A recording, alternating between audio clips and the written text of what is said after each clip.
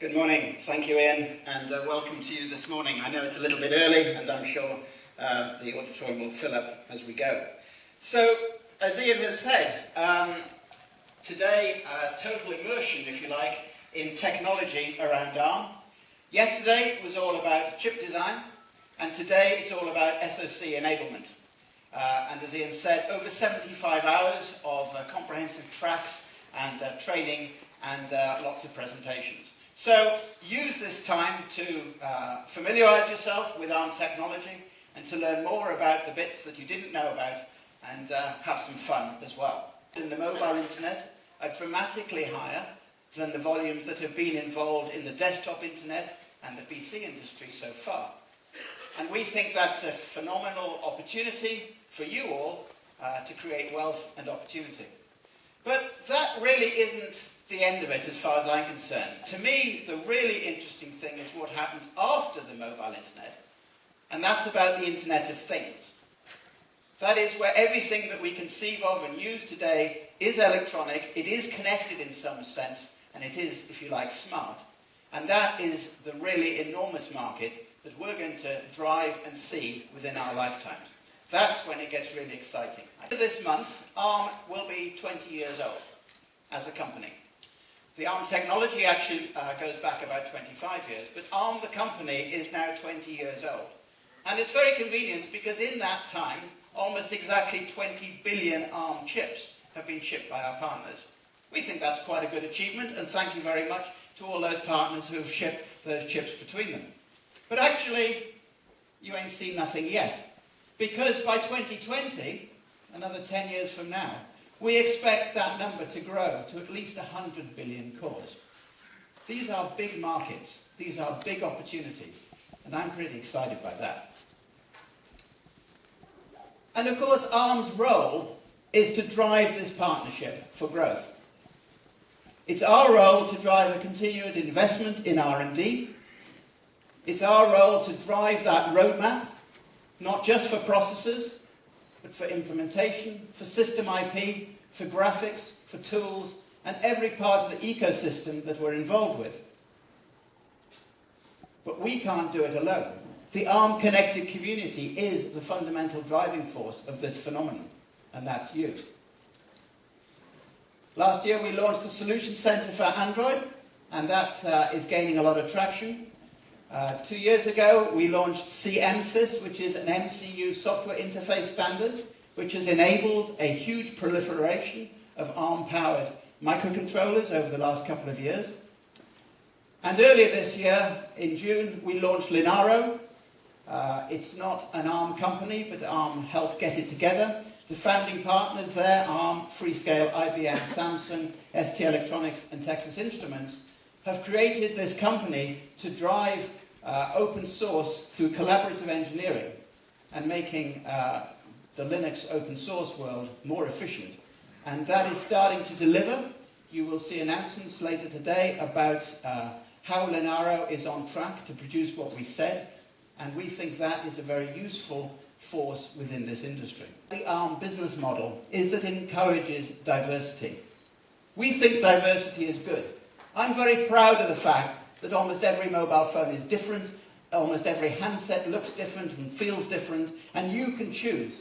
It enables choice in the user. It's not just the colour of the packaging.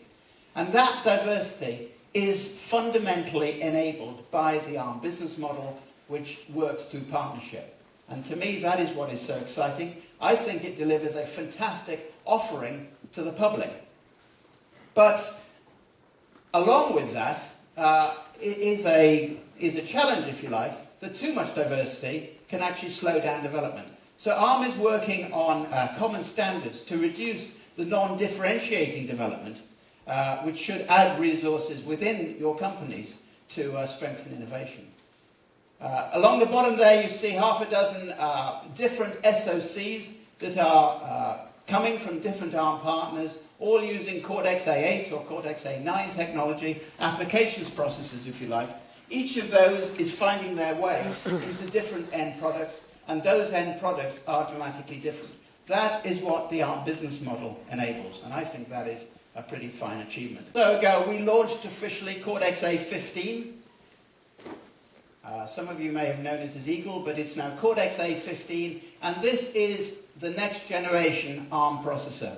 And I have to say, it is a big leap from previous generations. Dramatic performance advancement. In mobile, you can see 5 times the performance compared with the sort of products that are used in today's current crop of advanced handsets. And within the infrastructure environment, if you're prepared to burn a bit more power, you can get up to 2.5 gigahertz, but still within inside a critical energy and thermal budget. So I think it's a pretty powerful and flexible product that's going to make waves in this industry. The power efficiency enables diverse markets, not just through personalized computers, if you like, but also through reduced total cost of ownership for the infrastructure as well. So I think this product becomes a very useful extension of the ARM product roadmap.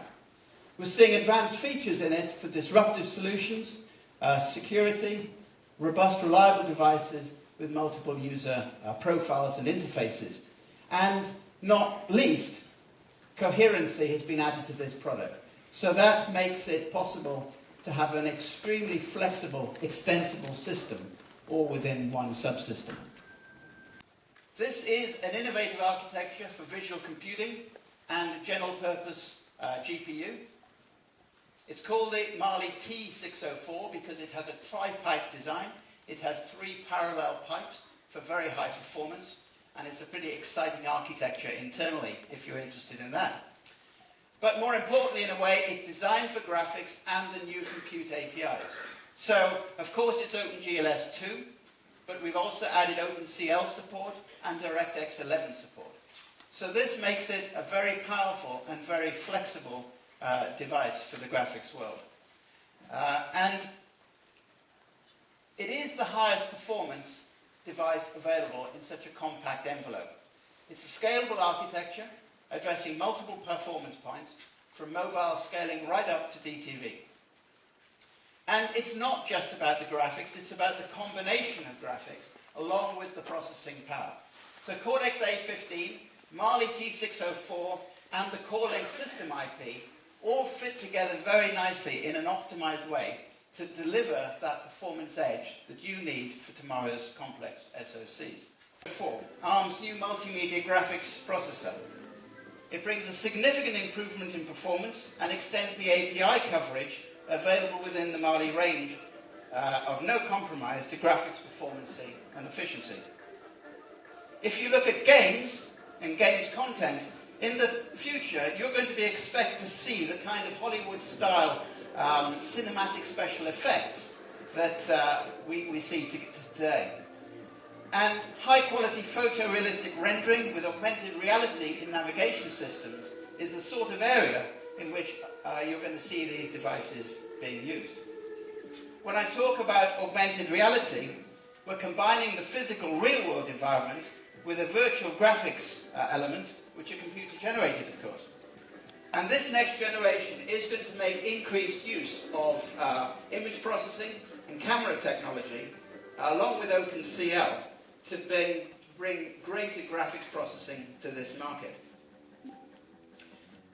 When we're focusing on total system performance, as I said, we're talking about compute performance, graphics performance, and memory coherency across the entire system. Sharing of these resources between the GPU and the CPU enables that efficiency, and the Cortex-A15 and the Mali T604 supporting the AMBER4 interfaces enables this coherency and sharing of bandwidth. Of course, power consumption is a key consideration in every mobile device, but not just in mobile devices, but also in tethered designs where the carbon footprint and the heat output is so critical. And so it's no surprise that these embedded solutions require very high performance, and yet within a very tight power budget. Is in your hands. Thank you very much.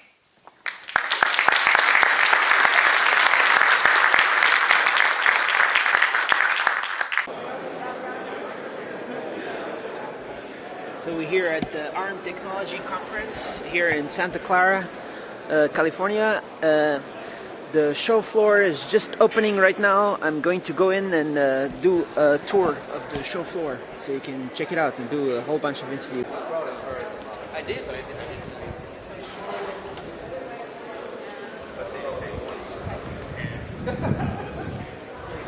I knew that.